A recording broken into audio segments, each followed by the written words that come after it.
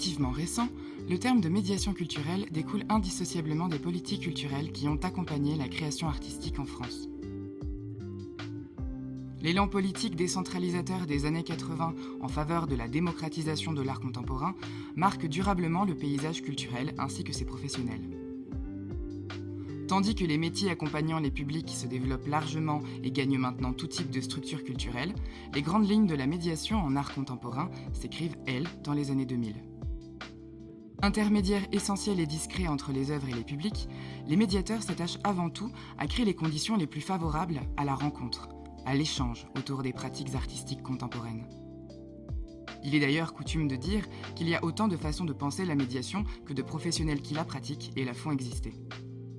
C'est pourquoi nous donnons aujourd'hui la parole à Jean-Philippe Rispal, chargé de médiation à l'Abbaye Saint-André, Centre d'art contemporain de Meymac.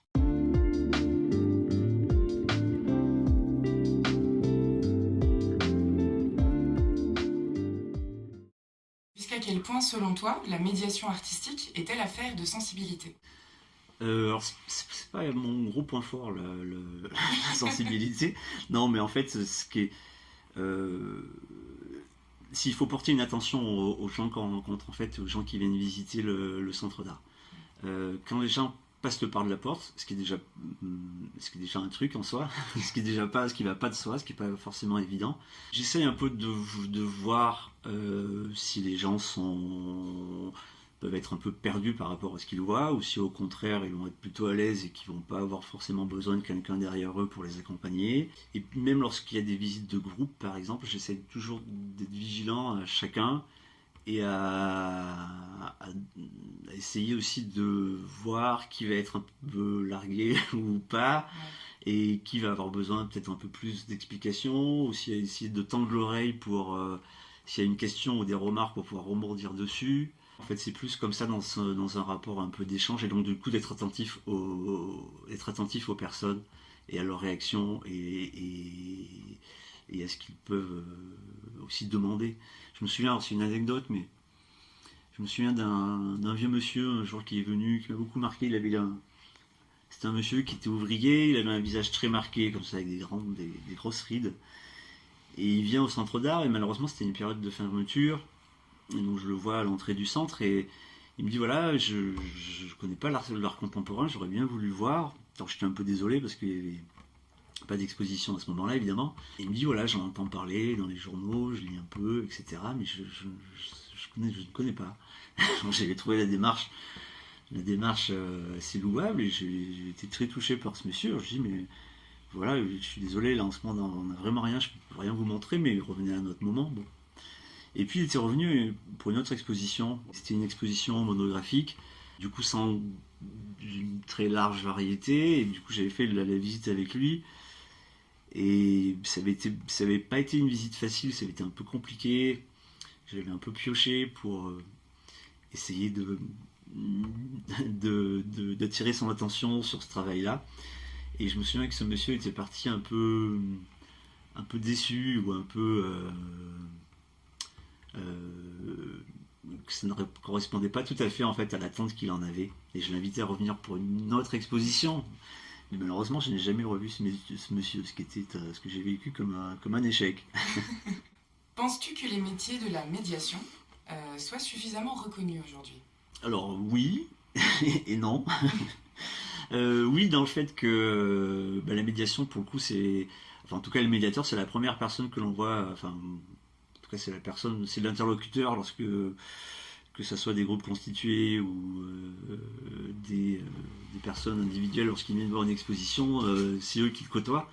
Donc de ce fait-là, ils sont au moins reconnus et connus par ce biais-là. Et puis c'est aussi un métier qui est de plus en plus valorisé par les institutions, par aussi les décideurs, hein, les DRAC, etc., pour que l'accès à l'art contemporain se popularise de plus en plus. Donc par rapport aussi à mes débuts, c'est un métier qui s'est professionnalisé. Il existe évidemment maintenant des diplômes qui sont diplômes de médiateur, etc., qui n'existaient pas au moment où j'ai commencé. Donc de ce point de vue-là, oui, il est reconnu. Par contre, oui, dans le monde de l'art, c'est pas le métier qui va être forcément le plus valorisé, et c'est pas le métier qui va permettre le plus, par exemple, d'évolution. Euh, Mais alors, quel serait toi ton idéal, ton rêve par rapport à la médiation de l'art contemporain? Qu'est-ce qu'on pourrait faire en fait alors, pour l'améliorer? mon rêve par rapport à la médiation de l'art contemporain, qu'il n'y en ait plus besoin. C'est-à-dire qu'en fait, ça serait ça serait tout simplement que dans la société, alors il y a une dimension un peu démagogique dans ce que je vais dire, mais c'est au moins quelque chose vers lequel on peut tendre, ou essayer de tendre, c'est-à-dire que l'art en général soit quelque chose d'un peu rendu vraiment plus accessible, et que ça soit quelque chose que les personnes fréquentent plus de manière spontanée. Par exemple, dans l'art contemporain, il se trouve qu'on s'intéresse beaucoup au public dit spécifique, ce qui est très bien, et ce qui est extrêmement louable, et c'est ce que je peux faire aussi. Mais par exemple, peu au monde ouvrier. Puis de toute façon, dans l'art, il n'y a pas eu beaucoup de moments où l'art était vraiment en lien étroit avec les couches les plus populaires de la société. On peut le regretter néanmoins. Et qu'est-ce qu'on peut faire pour améliorer ça? Alors en fait, c'est tout un travail pour le coup politique, au moins qui peut être lié à l'éducation, à l'école. Mais c'est aussi un peu culturel, parce qu'on se rend compte que par exemple, en Italie, avec notamment les Médicis sont passés par là, mais quelque chose qui est un peu plus culturel en fait de côtoyer le monde de l'art et d'aller visiter des expositions, mais aussi en Allemagne où toutes les expositions sont vraiment visitées en famille par un pan assez large de la population, mais c'est aussi lié à, à la forme en fait aussi de l'apprentissage, et comment la culture aussi est entrée à l'école dans ces pays-là, et qui existe peut-être aussi un peu moins en France. Donc il y a peut-être ce travail-là. De démocratisation, tu veux dire, à améliorer, en tout cas Ouais. renforcer Ouais, c'est ça, de démocratiser un peu plus la culture. En France, ça va pas de soi de rentrer ne serait-ce que dans un musée, même un musée d'archéologie. Encore, c'est plus facile que de rentrer dans un centre d'art contemporain où ça fait un peu peur, on se dit c'est pas pour nous, on ne comprend pas. Et puis il y a aussi l'aspect médiatique qui fait que souvent on médiatise ce qui fait polémique, et que du coup ça crée un peu de crispation et d'incompréhension, voire de rejet. Et ça ne facilite pas l'accès à l'art contemporain. Donc oui, il y a tout un travail de fond, et malheureusement, un médiateur dans un centre d'art contemporain n'a pas tous les outils pour répondre à ces problèmes-là. En tout cas, ce qu'on peut faire au moins, c'est d'ouvrir les portes. Et c'est au moins d'ouvrir les portes et de faciliter l'accès. Comment est-ce que toi, tu définirais la médiation en art contemporain? Alors ça, je sais pas. Je pense qu'il ne faut pas avoir une posture de sachant par rapport à quelqu'un qui ne serait pas sachant, et de pas infantiliser les personnes qui viennent en contact de l'art contemporain. Souvent les gens me disent mais qu'est-ce que l'artiste a voulu dire?